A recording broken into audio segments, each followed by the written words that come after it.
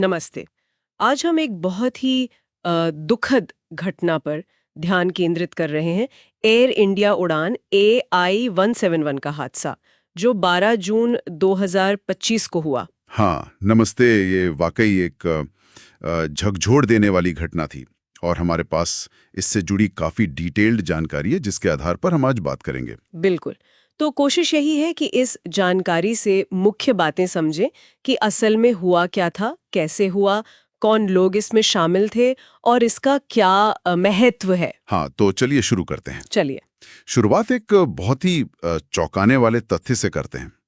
ये दुनिया भर में बोइंग 787 ड्रीमलाइनर जैसे आधुनिक विमान का पहला जानलेवा हादसा था। हाँ, ये बात वाकई ध्यान देने वाली है क्योंकि 787 अपनी टेक्नोलॉजी और सेफ्टी रिकॉर्ड के लिए जाना जाता है। तो ये एयर इंडिया की उड़ान AI-171 एक बोइंग 787-8 ड्रीमलाइनर था। अहमदाबाद से लंदन गेटविक जा रहा था। जी। विमान का रजिस्ट्रेशन नंबर VT-ANB था। ये 2014 में एयर इंडिया को मिला था, मतलब रिलेटिवली नया विमान था। और टेक ऑफ के महज 30 सेकंड बाद ही कुछ बहुत गलत हो गया। विमान जरूरी ऊंचाई नहीं पकड़ पाया। हाँ, और तेजी से नीचे आया और अहमदाबाद में बीजे मेडिकल कॉलेज के बॉयज हॉस्टल पर क्रैश हो गया। दोपहर करीब 1:40 बजे भारतीय समय के अनुसार, मतलब टेक ऑफ के तुरंत बाद ही। बिल्कुल। और क्रू की बात करें तो वो भी काफी अनुभवी थे। कैप्टन सुमित सफरवाल, जिन्हें 8,200 घंटे से ज्यादा का फ्लाइंग एक्सपीरियंस था। और फर्स्ट ऑफिसर क्लाइव कुंडर, हम्म, उन्हें भी 1100 घंटे का अनुभव था।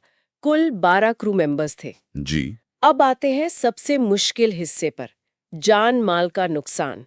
ये सुनना भी बहुत भारी है, लेकिन विमान में 242 लोग सवार थे। हम्म, 230 यात्री और 12 क्रू। और इनमें से दुखद रूप से 241 लोगों की मृत्यु हो गई। लगभग सभी।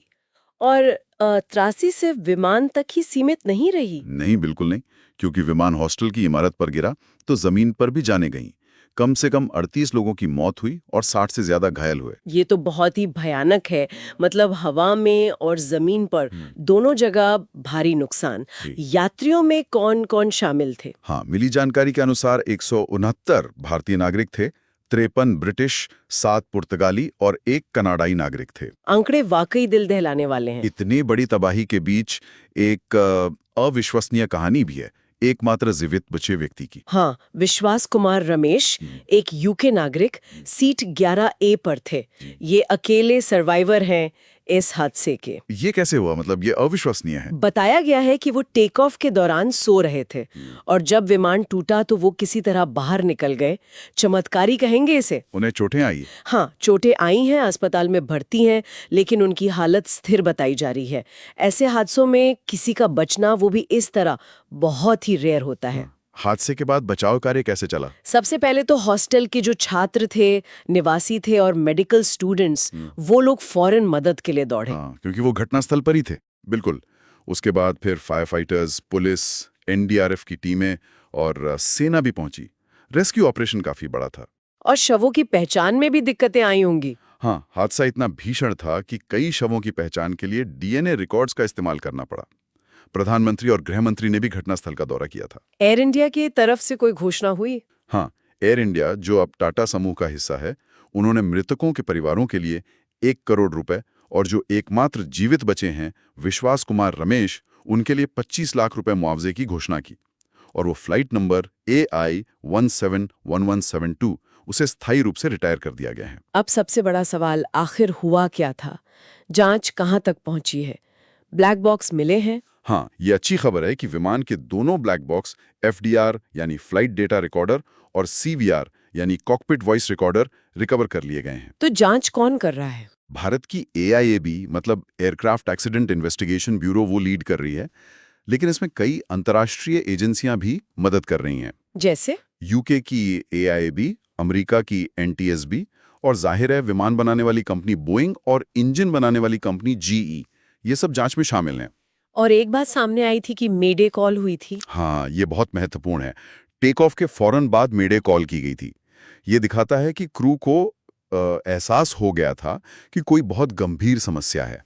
तो शुरुआती जांच किस तरफ इशारा कर रही है? क्या वजह हो सकती है? देखिए, अभी कुछ भी कहना जल्दबाजी होगी, लेकिन कई थ्योरीज पर काम चल रहा है। एक है इंजन फेलियर या थ्रस्ट असंतुलन, मतलब दोनों इंजन की पावर में गड़बड़ी। अच्छा।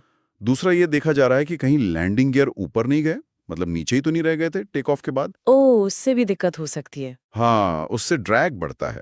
फिर फ्लैप्स की सेटिंग, जो पंखों का हिस्सा होते हैं लिफ्ट के लिए, क्या वो सही थी? कहीं गलत सेटिंग से लिफ्ट कम तो नहीं हुई? और वो एक RAT रैम एयर टर्बाइन की बात भी थी। हाँ, आरएटी का एक्टिवेट होना ये संकेत देता है कि शायद विमान की मेन इलेक्ट्रिकल पावर फेल हो गई थी।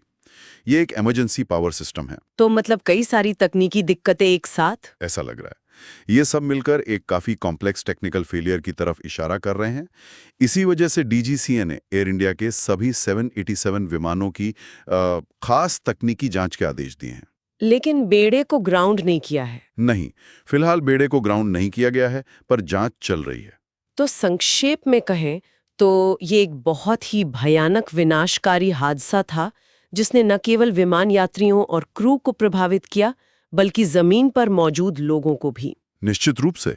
और इसने आधुनिक विमानन सुरक्षा, टेक्नोलॉजी की सीमाएं और हमारी इमरजेंसी रिस्पांस क्षमताओं पर गंभीर सवाल खड़े किए हैं। तो इस पूरी चर्चा से हम क्या समझें? मेरे ख्याल से ये घटना हमें विमानन सुरक्षा मानकों की निरंतरता, दुर्घटना के बाद की प्रतिक्रिया के महत्व और मानवीय त्रासदी के गहरे असर की याद दिलाती है। बिल्कुल।